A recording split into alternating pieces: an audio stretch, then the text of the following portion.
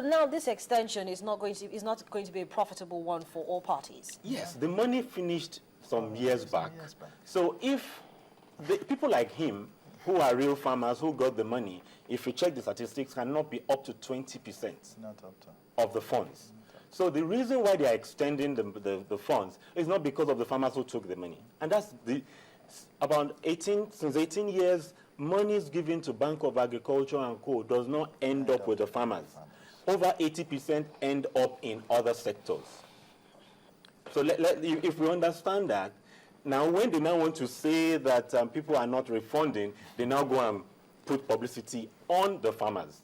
But the real people who took the money, you don't hear about it. I think the main problem we're having here is that I keep on saying that 85% of the food we eat in this country is being imported. Yeah. And it's very bad for our economy. But of course, the Minister of Agriculture actually has pointed out that fact. It has not been changed. It has not been changed. If you go to local market today, you will never find Nigerian rice, Abakaliki rice, or Fada rice. You will still find all these imported rice, despite the fact that has been the quotas or the tariff has been increased to 110%. It's a big issue. Go to our borders, through Semi border. You see how they are carrying this thing as if it's a normal thing. And I will give you an example why a little bit we have problem on our own. When we started our own processing, we have our own chicken farm. We bring it from the farm to process, which is part of the value chain, because we were approved because of the value chain that we are putting. Though the money was just changed, you can imagine you put in for maybe about 300,000 of your feasibility studies, and about 50,000 was just given to you. Definitely, the project is failed already. Okay, we started processing the chicken. You know what happened? Because of the one coming from Cotonou through our borders, it's cheaper than our own because of the cost of production. They abandon our own, despite the fact that it is fresh. But they prefer the one. Fresh is tastier. It's tastier, but they prefer something just to feed their stomach. So name them. Anything you produce in this country is always a duplication from other countries. But then, you know, in spite of all these challenges, we should actually commend the Minister of Agriculture for, you know, concerted efforts to ensure that, you know, smuggling and dumping of all these food products and the rest of it, poultry and all that is actually reduced. He's trying, but you are dealing with these people that are very powerful in the government. I'm talking of because most of these businesses are being done by the foreigners, like the Asian countries and the Indian people. The man is trying his best, but he's just 1% out of almost about 1 million. Yes, he's trying his best. But he's not doing it alone. He's also doing it with customs and, you know, all the other relevant agencies. Yeah, let me. I'm quick to say that the Minister of Agriculture is an angel, really, sent to the agricultural industry. He's done so much, but he's made so much also. You know, something that has gone on for 20 years, he can't fix everything. When it comes to policies and co, he has put in policies that generations to come, okay, will benefit from. When it comes to implementation, you cannot really merge the two together. Don't forget, there are government staffs, public servants, who will go and monitor to find out that everything is on cue. And from the reports they give him, it's different from what is on the field. The man won't leave Abuja to go to Ilesha or Kafanchan to go and be monitoring rural farmers. So everybody cooks these things up, give it to him. That is what he has to work for. But when it comes to policies, he's done a great job. When it comes to implementation, he's doing a good job, but more needs to be done. Okay, gentlemen, hold on to your thoughts. Let's take a quick break. And when we come back, we'll still go back to this this credit scheme that has been extended. And, you know, CBN is actually saying that it's targeting production of cash and food crops, poultry, like you said, farm input supplies, and marketing. So, based on this conversation we've had in the last couple of minutes, it seems as if there's really not so much to be working with.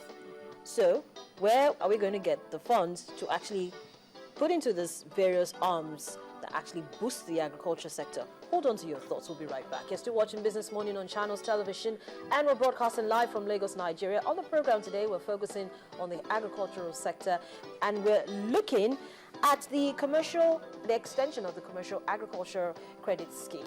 We'll be right back.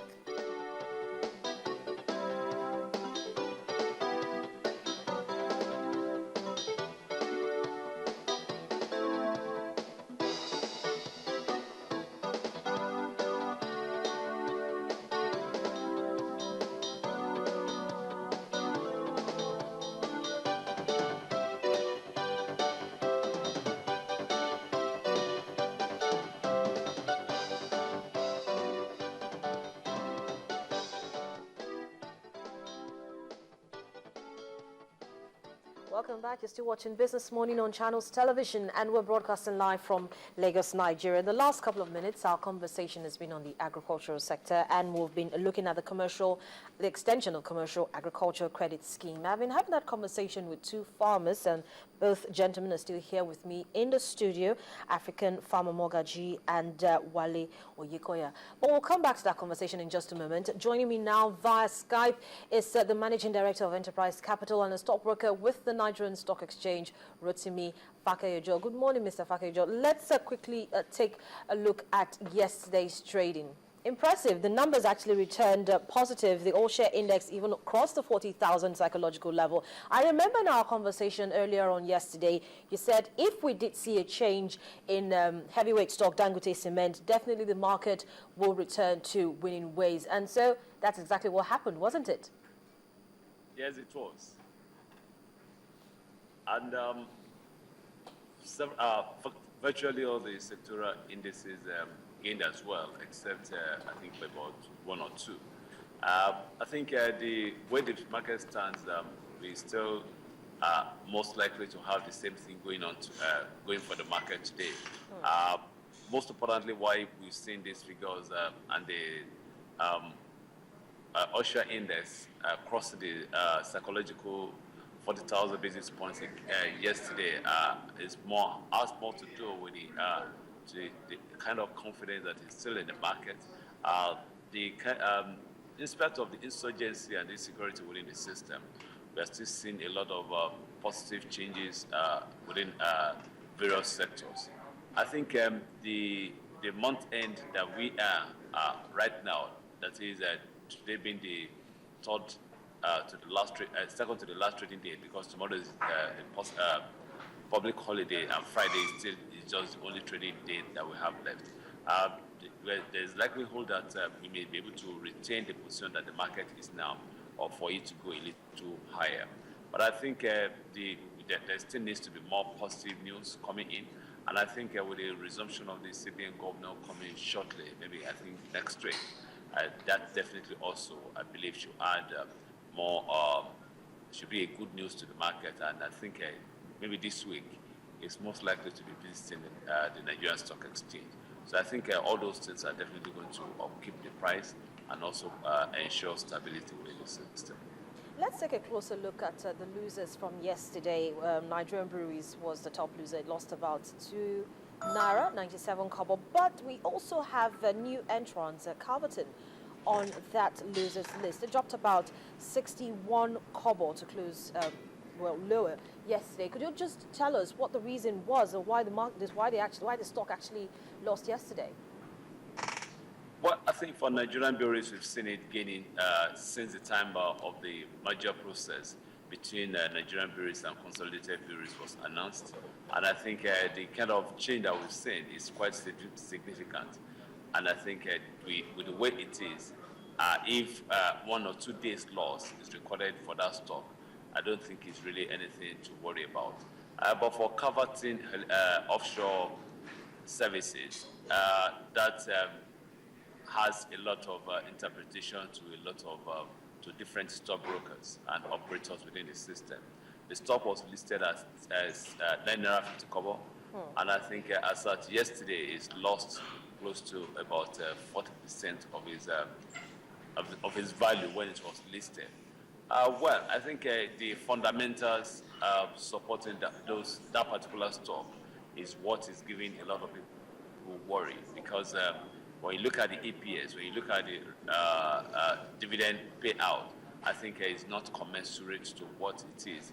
And I think some other analysts also, maybe some colleagues, look at it that the company has already reported the future at present, in the sense that they have borrowed into the future, and what the kind of income they're supposed to be receiving maybe in the next 2-3 years is already in their kit. So invariably, there may not really be anything substantial for them to record in terms of growth for that company, except maybe if they actually hit the West African markets or other markets that they actually planning to go.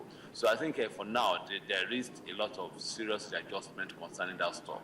And I think until we have a substantial adjustments or correction in the price, the stock may still not really be, guys, will not rest until it gets to that level. So for coveting offshore, I think it's just normal. But I think what may just be abnormal is the kind of fear is still in those companies that may want to come to the market to list afresh, because they might be afraid of what may happen to their value, like it has happened to coveting offshore. And I think maybe if by the time the correction is done and we see better fundamentals coming for the company, I think there will really be a lot to at least say about the stock and maybe any other one. At least they will know that there's good reason to ascribe the right value to any stock that is coming to the market, so that it can take off from there. Positive words there. But let's also talk about Owando. The stock actually lost about 97 kobo. Lately, it seems as if this stock, investors have been taking profit off the stock, even though we've also seen it recording a couple of gains. But it was in a loser's territory yesterday. Yes, it was. I think for Owando, there is so much about the stock. There's still the unconcluded transaction with ConocoPhillips Oil, which is awaiting ministerial approval. Is to an extent now, it's become a very speculative stock, pending that ministerial approval. We saw the stock moving from 1589 to reach a peak of about 21 naira during intraday, during midday trading day before yesterday. And I think for that, I mean, yesterday before it started dropping, I think for that reason, it's still tending further down today. The way it stands now, it's not going to gain at all today. It might even close lower. So for that reason, I think it's going to remain that way until the ministerial approval is gotten. I think we saw the initial movement when it was being thought that maybe something will happen before the end of this month. But now it's become very clear that that may not be coming. So that is why we are seeing the reversal in the price. So Owando, to me, at any day, as long as they get this concluded, it remains the stock to beat by the time the approval is gotten. Well, thank you so much, Rotimi, for sharing your thoughts with us this morning.